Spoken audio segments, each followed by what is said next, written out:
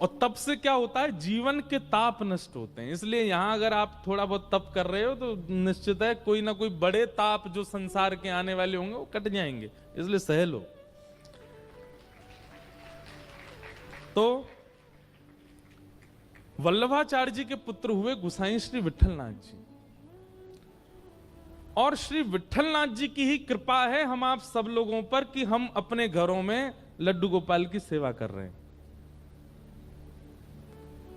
राग, भोग और श्रृंगार, इसकी प्रणाली प्रारंभ ही गोसाई श्री विट्ठलनाथ जी ने की है। अभी विस्तार हम करेंगे उसका। आप चलो राग नहीं सुनाते ठाकुर जी को, भोग तो लगाते हो।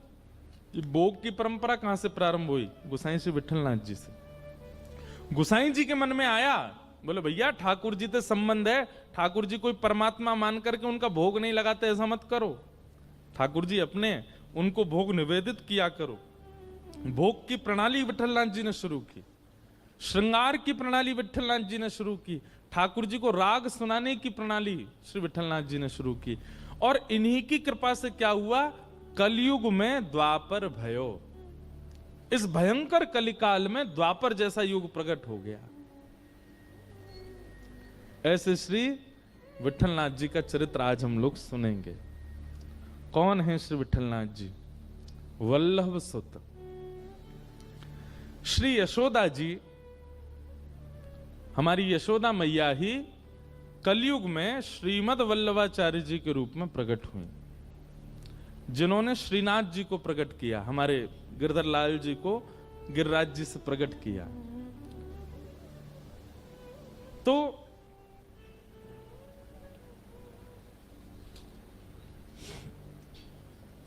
श्रीमद वल्लभाचार्य जी महाराज ब्रह्मचर्य का पालन कर रहे थे। उनकी इच्छा नहीं थी गृहस्थाश्रम के निर्वहन की और संतति वर्धन की,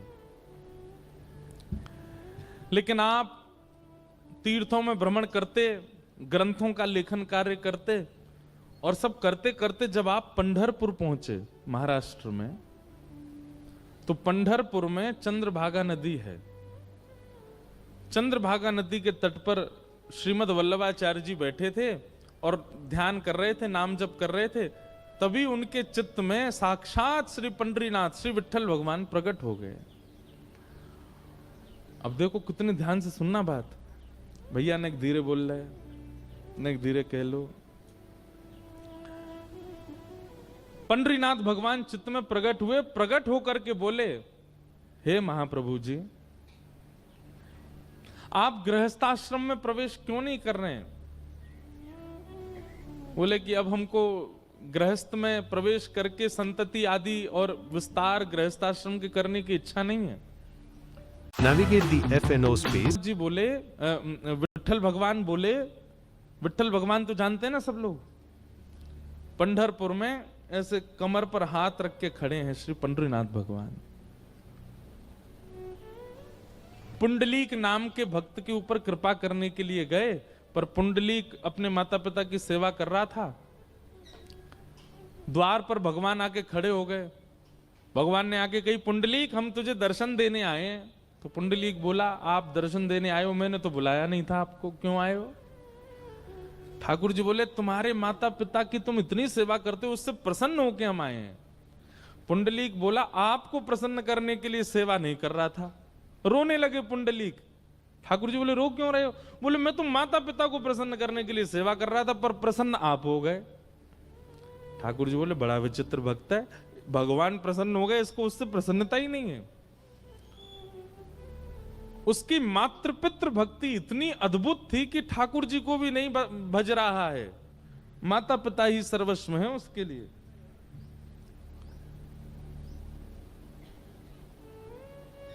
भगवान बोले कि हम तुम्हारी प्रतीक्षा करेंगे, जब तक तुम माता पिता की सेवा कर रहे हो हम यहीं खड़े रहेंगे। पुंडलीक ने आसन के रूप में एक ईंट भगवान की ओर खिसका दी, और ठाकुर जी उस ईंट के ऊपर दोनों भुजा अपनी कमर पर रख के खड़े हो गए। उन्हीं का नाम पड़ा श्री विट्ठल भगवान। मराठी में ईंट को वीट कहते हैं, और उसके ऊपर जो ठाड़े हैं उनका नाम है विट्ठल। तो श्रीमद वल्लभाचार्य जी के चित्त में श्री विट्ठल भगवान प्रकट हो गए और प्रकट होकर के बोले, हे महाप्रभु जी, आप गृहस्थाश्रम में क्यों नहीं जा रहे हो?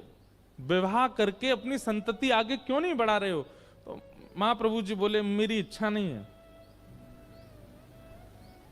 तो विट्ठलनाथ जी बोले, मैं आपसे आपके यहां प्रकट भयो श्रीनाथ के रूप में, आप नहीं चाहते कि मेरी सेवा विस्तार हो आगे?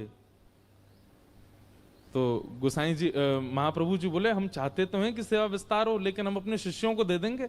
बोले, शिष्य नहीं, हमको आपके ही कुल में जन्मे आपके ही रक्त के बालकों से अपनी सेवा करानी है, आपके ही वंशजों से अपनी सेवा करानी है। इसलिए कृपा करके हमारी आज्ञा है कि आप गृहस्थ आश्रम में प्रवेश करो। लेकिन महाप्रभु जी तब भी इतने प्रसन्न नहीं थे। तब अंत में श्री विट्ठल भगवान ने आज्ञा की, अच्छा ठीक है, हम एक और बात कहते हैं। बोले, क्या? आप गृहस्थाश्रम में प्रवेश करो, आपके पुत्र के रूप में मैं ही आऊंगा, मैं ही आपके यहां पुत्र रूप में प्रकट होऊंगा।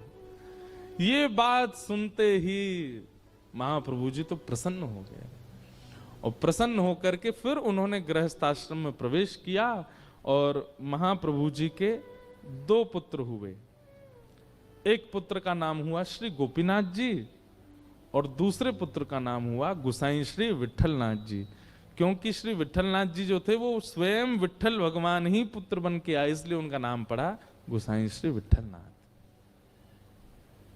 उन्हीं का चरित्र हम आज सुनेंगे, गोसाई श्री विट्ठलनाथ जी।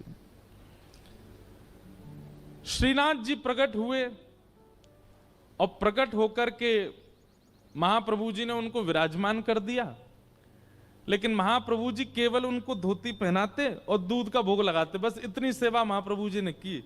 लेकिन जब गोसाई श्री विट्ठलनाथ जी सेवा में आए तब उन्होंने ठाकुर जी की सेवा का विस्तार किया और राग, भोग, श्रृंगार, ये 3 प्रणाली प्रकट कर दी।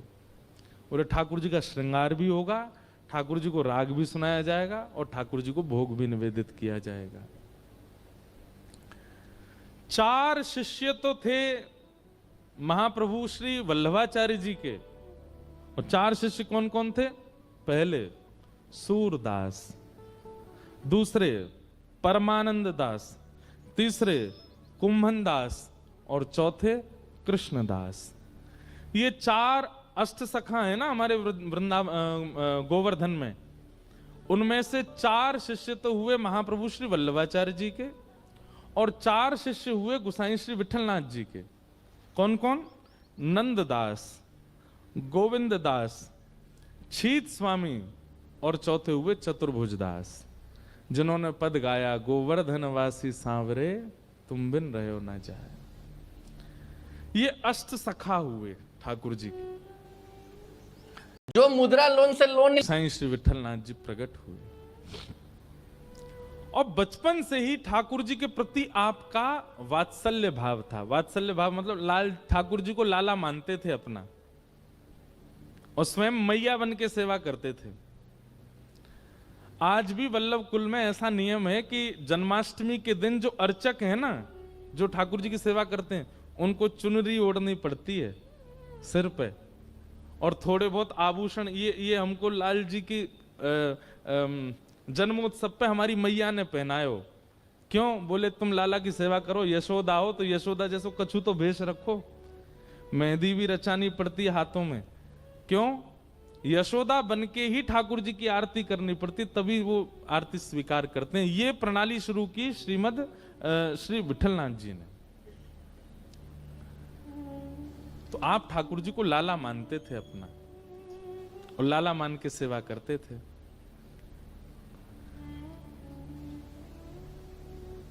ऐसी सेवा प्रारंभ भई कि एक बार आपने ठाकुर जी को दूध भोग पधराया और जैसे ही दूध भोग पधराया, दूध भोग आते ही ठाकुर जी सबके सामने तो स्वरूप में रहते थे, लेकिन पर्दा लगते ही ठाकुर जी सचल हो जाते थे। सबके सामने ठाकुर जी ऐसे खड़े रहते, लेकिन जैसे ही पर्दा लगता सोई ठाकुर जी चलन लगते, बैठन लगते, उठन लगते, और तुरंत चल उठते बैठते नहीं, अपनी सैया से उतर के आते और गुसाई जी की गोद में बैठ जाते, और गुसाई जी गोद में बैठ के कहते अब मोए दूध को भोग लगाओ।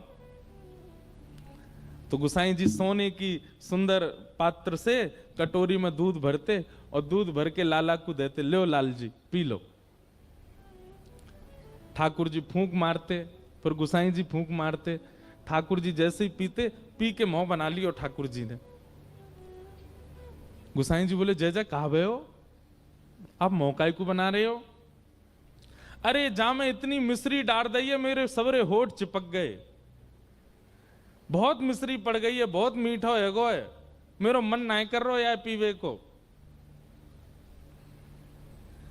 गुसाई जी विठलनाथ जी बोले अच्छा तो आप सेज पे विराजो, मैं अभी आऊं। अब बाहर खड़े दर्शनार्थियों को लगता है भीतर भगवान है और उनके अर्चक हैं, पर पर्दा लगते ही भीतर तो लाला और मैया जैसी लीला हो गए। ठाकुर जी को फिर उठाते हैं, सेज पर खड़ा करते हैं, ठाकुर जी फिर ऐसे खड़े हो जाते हैं सबके लिए, और जैसे पर्दा खुले ठाकुर जी ऐसे सब कहें जय हो गोवर्धन नाथ की जय हो। अब गुसाई जी दौड़े दौड़े रसोई में जामे, दूसरा दूध तैयार करें और वहां में नेक नेक मिश्री डालें, ज्यादा मीठो नहीं करें, और दोबारा दूध भोग तैयार करके पात्र में धर के जैसे ही लामे, जैसे ही पर्दा करें ठाकुर जी फिर सहज है जाएं और बोले मुझे जल्दी पवाओ, मुझे भूख लग रही है। गुसाई जी बैठ जाएं, अपनी गोद में इत्र लगावें, फिर ठाकुर जी आके बैठें, कटोरी में भर के लो लाला पियो, अभी तातो है, तातो मतलब गरम। ठाकुर जी कह रहे हैं अभी तातो है या ठंडो करो, फिर गुसाई जी उसमें फूंक मारते हैं, धीमे से ऐसे हाथ रख के कहीं हमारे उच्छिष्ट नहीं हो जाए। फिर ठाकुर जी पीते हैं, फिर मुंह बना लें। गुसाई जी बोले जय जय अब कहा भयो? बोले अब तो जे खारो ही रहेगो, अब तो यम मिश्री ना है, अब ये मीठो ही ना लग रहा मुंह को, अब ना पी रो। ऐसे नखरे करें ठाकुर जी गुसाई जी के साथ। गुसाई जी के देखो लाल जी ये नखरेबाजी मत करे करो, ये सत्य घटना है, भक्तमाल जी में वर्णन है। गुसाई जी कह रहे हैं ऐसे नखरे मत करे करो, कभी क्यों मिश्री ज्यादा है, कभी क्यों मिश्री कम है, दूध ना है पीनो तो ऐसी मना ना, पीनो तो है पर आनंद ना आ रहा, मुझे सुख ना मिल लो यहां में। गुसाई जी बोले रुको फिर ते कछु करूं, फिर ते उठा के खड़े किए, फिर यूं खड़े है गए, पर्दा खोल के गए मंदिर में जाके, रसोई घर में जाके, अब तीसरा दूध ओटायो, वहां में मिश्री डारी ना, दूध ओटा के दूध अलग लाए, मिश्री अलग लाए, और ठाकुर जी के सन्मुख पधरा के बोले जे रही मिश्री जे रही दूध, अपने आप मिलाओ, जितनी चाहिए पी लो। ठाकुर जी के नेत्र सजल है गए। ठाकुर जी बोले मैं तो तुम्हारो लाला हूं, मुंह पे मिलानो आवे ही ना है, मुंह पतो ही ना है मिश्री कैसे डारे, मुंह पतो ही ना है या दूध को ठंडो कैसे करें। आप मुंह को लाला मानो ना, लाला अपने आप दूध पीवे, वो तो मैया पिवावे सोई पीवे। गुसाई जी बोले आज तुम्हारी दूध पीवे की इच्छा ही ना है, सही बात तो जे है, लेकिन लाल जी दूध ना पियोगे तो गाल सबरे पिचक जाएंगे तुम्हारे, पतरे दुबरे है जाओगे, नेक्स्ट तो पेट तुम्हारो बाहर निकल आओ भीतर चलो जाएगो, एक गदमदरा से तुम्हारे हाथ है सबरे सूख जाएंगे, और जैसे ही तुम सूखे सूखे से है जाओगे फिर किशोरी जी आपको रास में ना ले जाया करेंगे। सोई ठाकुर जी ने सबरो दूध लियो और लेके मुंह धर के पी गए। वो ना में पत्रो ना होंगे, मुंह तो तगड़ो है नो है। मेरे एक दोस्त गुसाई जी ठाकुर जी ऐसी लीला करते उनके साथ, और ये लीला होने के बाद गुसाई जी एकांत में बैठ करके नेत्रों से अश्रु प्रवाह करते, मुंह पे कितनी बड़ी कृपा है, ये ठाकुर जी मुझसे कितनों प्रेम करें, ये मुंह पे कितनों प्रेम न्योछावर करें।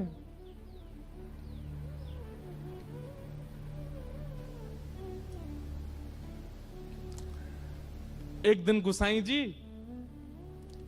ठाकुर जी जैसे विराजते हैं ना,